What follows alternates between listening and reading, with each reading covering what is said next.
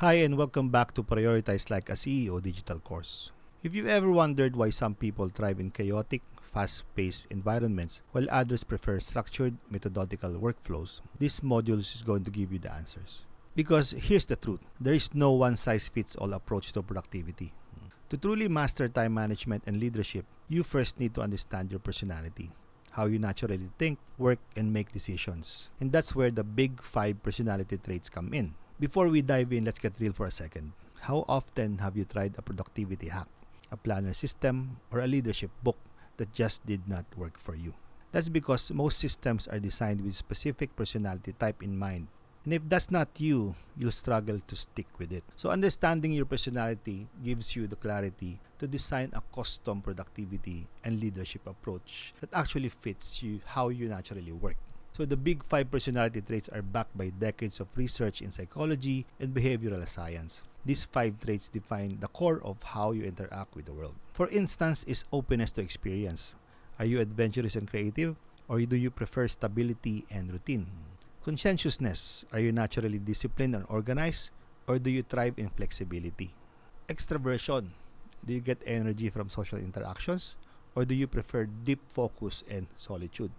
Agreeableness. Are you highly collaborative and empathetic, or more direct and independent? And neuroticism. This is your emotional stability. How do you handle stress and pressure in business? So each of these traits plays a huge role in how you manage your time, make decisions, and lead others. I want to share a personal story about how I discovered my own personality traits and how that completely changed the way I work, lead, and live.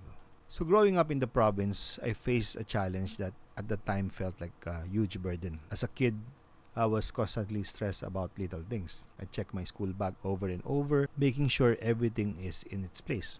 I'd open my wallet multiple times just to be sure I didn't lose anything. If I touched something with my right hand, I felt the need to balance it out with my left hand. Even clapping, I needed it to sound perfect. So back then, it felt like a problem. But as I matured, I realized something powerful. Being organized and detail-oriented is not a weakness. It's actually a strength. So in fact, it's one of the best traits of a CEO can have. It helps you stay on top of everything, manage projects efficiently, and create systems that actually work. But while I leaned into that strength, there was something else I struggled with: social interactions. I always thought of myself as an introvert. Sales, networking, talking to people, that was tough for me. But as an entrepreneur, I didn't have the choice. I had to get better. So I dove into self-improvement books like Public Speaking 101, Sales 101, you name it. So this made me wonder, are entrepreneurs made or are they born? Can someone who isn't naturally creative or outgoing still be successful? So that question pushed me to understand myself better. And then I stumbled upon Jordan Peterson's online workbook. It's entitled Understand Myself, which dives into the big 5 personality traits. So I took the test, and to be honest, I was surprised by the results. I found out that I'm not as introverted as I thought. Well, in fact, I lean more toward extroversion now because I love collaborating with people more than I ever expected. So looking back, I realized I always looked forward to hanging out with my friends as a kid. I was not introverted. I was just probably shy with low self-esteem back then. So the biggest takeaway from this was not just understanding myself, but understanding other people as well, especially those I work with. I realized that some people are not naturally open to new experiences, which is why they may resist innovation. Others are not naturally organized, and they thrive when given clear instructions instead of full autonomy. And some people just aren't built for certain tasks, like expecting someone to be creative when that's not their natural strength. I also discovered that my tendency toward withdrawal and sadness was moderately high. So I started being more mindful in the mornings, listening to positive affirmations, priming myself for a productive day. So before this, one of my biggest struggles was like trying to do everything at once. My openness, industriousness, and creativity were so high, but that often left me with half-baked projects. Now, understanding my traits has helped me delegate better, manage my team more effectively, and create systems that fit who I am. So here's the key lesson I want to share with you. Not all productivity systems or time management hacks you see will work for you, and that's okay. You can mix and match, tweak and adjust, and create a system that fits your personality perfectly. When you understand yourself better, you'll not only work smarter, but you'll also find more peace and clarity in your daily routines.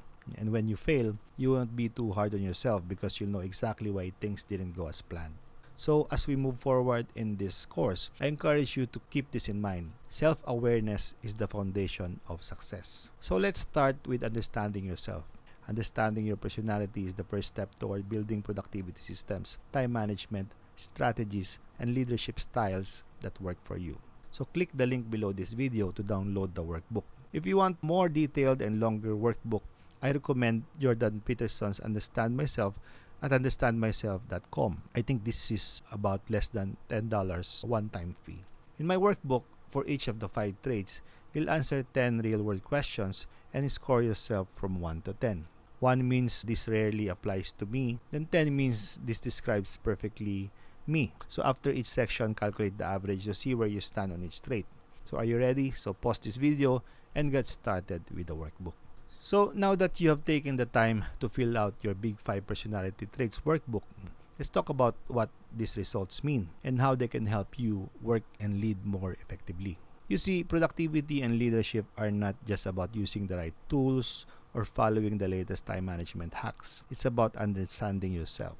So when you know your strengths and even your weaknesses, you can build systems that fit you instead of trying to fit yourself into someone else's method. So let's break it down. So if you scored high, about 7 to 10 on a trait, this is a strong part of who you are. You'll want to leverage this in your work. For example, if your conscientiousness score is high, you will thrive with structured systems and detailed planning.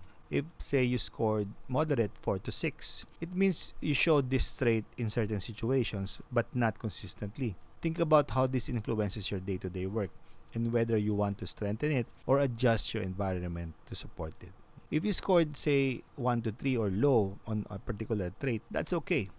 It just means this is not a dominant part of your personality. For instance, if you scored low in extraversion, you might prefer deep focus tasks over constant meetings.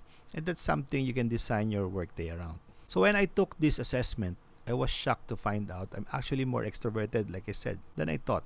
I used to believe I am introverted because I felt shy and uncomfortable in social situations. But now I realize I love collaborating with people and building relationships. It just took some time to uncover that.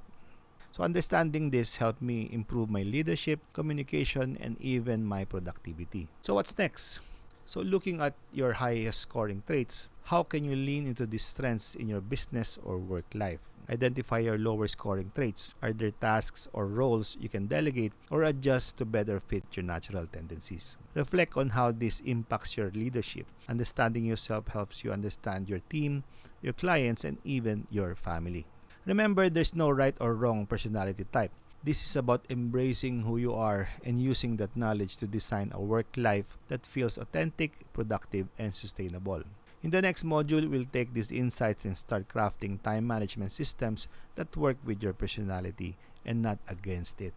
But in the meantime, let's explore why CEOs prioritize differently. So I'll see you in the next lesson.